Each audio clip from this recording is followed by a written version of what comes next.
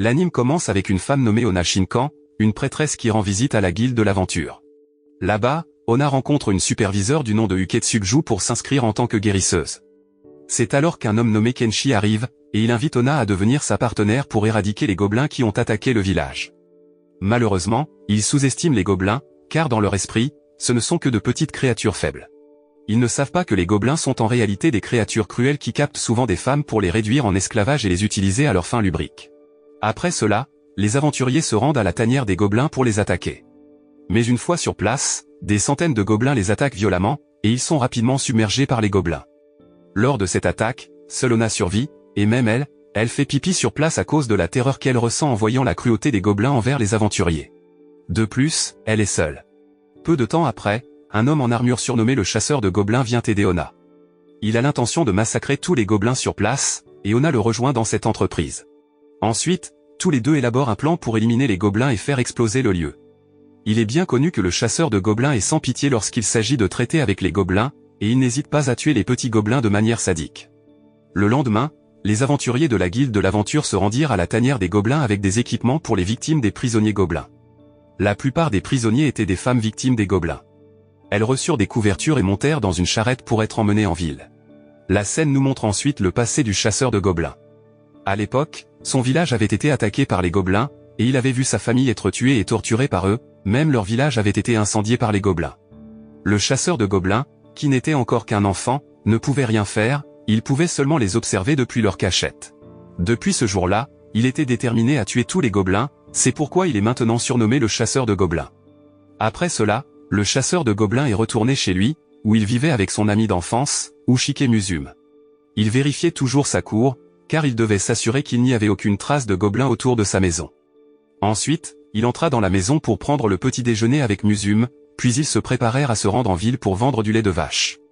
Après cela, le chasseur de gobelins invite Musume à rencontrer Onna à la guilde de l'aventure pour discuter de leur nouvelle stratégie contre les gobelins. Ensuite, tous les trois se rendirent chez Jou pour dire qu'Onna et lui retourneraient à la tanière des gobelins, tandis que Musume rentrerait chez elle.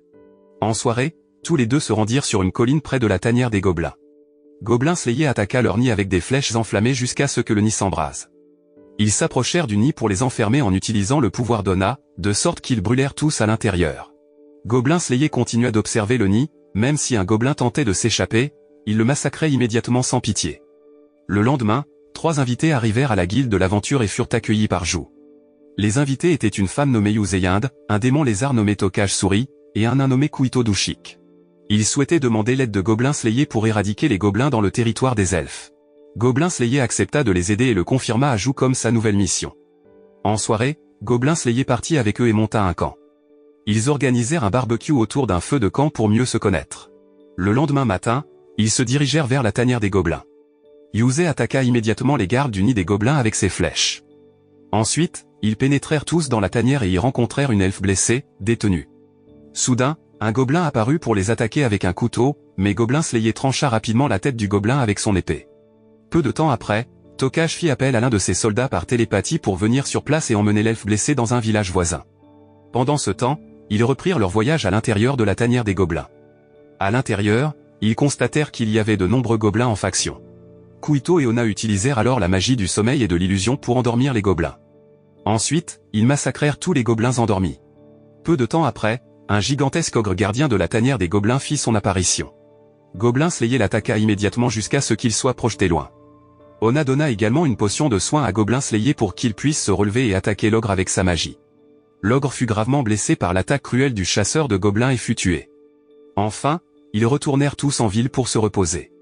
Après cet incident, Yuzei semblait apprécier Goblin Slayer car il était très courageux et fiable. Il s'avère qu'à la guilde de l'aventure, Jou appréciait également Goblin Slayer. Même Musume aimait Goblin Slayer car ils avaient grandi ensemble dans cette maison. Le matin suivant, Goblin Slayer se rendit à la guilde des aventuriers. Jou lui dit qu'une prêtresse de l'épée nommée Tsurugi no Otom demandait l'aide de Goblin Slayer pour éradiquer les gobelins dans la cité aquatique. Les aventuriers partirent alors pour la cité aquatique afin de rencontrer Otom. Arrivé là-bas, Otom expliqua qu'un gobelin avait attaqué les femmes de la cité, et elle soupçonnait que les gobelins avaient établi un nid sous la cité aquatique. Avec cette information, ils se dirigèrent immédiatement vers le canal d'eau pour vérifier la situation. Il s'avéra qu'Otom avait raison, le passage sous-marin était habité par des centaines de gobelins. Et ce n'était pas tout, une armée de gobelins venait d'arriver en utilisant un navire. Les aventuriers attaquèrent alors les gobelins et remportèrent la victoire. Après avoir tué les gobelins à l'avant, un gigantesque crocodile apparut et les poursuivit immédiatement. Gobelin Slayer essaya d'attirer le crocodile dans un canal plus profond pour qu'il rencontre les autres gobelins. En conséquence, le crocodile attaqua les gobelins dans l'eau, pendant qu'ils l'observaient d'en haut. À ce moment-là, Gobelin Slayer pensa que quelqu'un les guidait pour construire un nid sous la cité. Le lendemain, ils retournèrent explorer les canaux. Gobelin Slayer emmena un canari pour détecter la présence de poison, car les gobelins ont généralement recours au poison pour attaquer leurs ennemis. Alors qu'ils parcouraient le canal, ils découvrirent une pièce qu'ils décidèrent de vérifier. Sans le savoir, il s'avéra que la pièce était un piège tendu par les gobelins, et ils se retrouvèrent pris au piège. Les gobelins injectèrent ensuite du gaz empoisonné dans la pièce, mais grâce au pouvoir d'Ona, le gaz fut neutralisé avec succès. Bientôt, les gobelins percèrent la pièce et furent dirigés par le champion des gobelins, sous forme de monstre. Une bataille s'ensuivit, mais Gobelin Slayer fut submergé par le champion des gobelins jusqu'à être gravement blessé. Cependant, une puissance rouge réveilla l'énergie du chasseur de gobelins, lui permettant de se relever et d'attaquer le champion des gobelins de manière sadique. Voyant cela, les autres gobelins s'enfuirent. Il est à noter que Gobelin Slayer et Ona furent gravement blessés. Quand il se réveilla, Gobelin Slayer se trouvait déjà dans une pièce, allongé sur un lit avec Ona.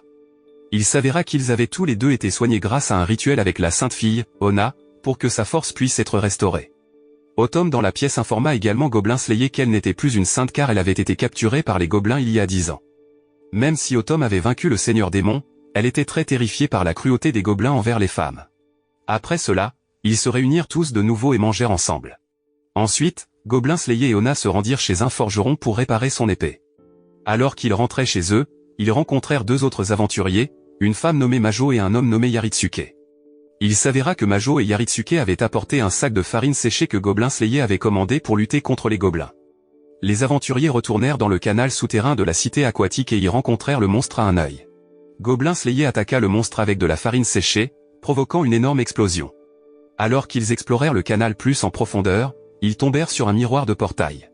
Ils supposèrent que tous les gobelins étaient venus dans le canal à travers ce miroir. Et peu de temps après, des centaines de gobelins étaient prêts à les attaquer.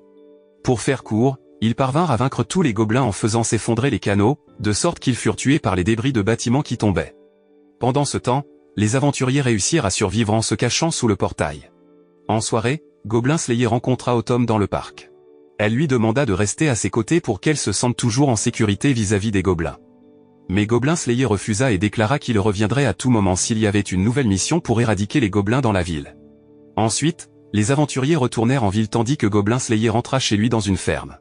Le lendemain, Gobelin Slayer découvrit de nombreuses empreintes de pas de gobelins autour de sa maison. Il demanda également à Musum de s'éloigner temporairement de leur maison car il soupçonnait que le chef des gobelins avait ordonné à ses troupes d'attaquer leur village. Mais Gobelin Slayer réalisa également qu'il ne pourrait pas les affronter tous seuls, alors il demanda de l'aide aux autres aventuriers de la guilde. Ensuite, Gobelin Slayer se rendit à la guilde de l'aventure pour rencontrer les autres aventuriers présents. Il raconta l'incident qu'il avait observé plus tôt et demanda à tous de l'aider, ce à quoi ils acceptèrent volontiers.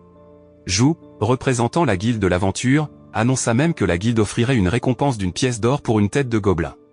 En soirée, on put voir le roi des gobelins se préparant à attaquer le village. Les gobelins placèrent les captives femmes en avant-garde pour se protéger des attaques des aventuriers. Heureusement, Majo et Kuito réussirent à surmonter cela en utilisant leur magie, permettant ainsi aux autres aventuriers de sauver les captives. Ce n'est qu'alors que la bataille commença, et les aventuriers vainquirent facilement les gobelins. Il s'avéra que le roi des gobelins avait envoyé le hobgoblin et le champion des gobelins là-bas.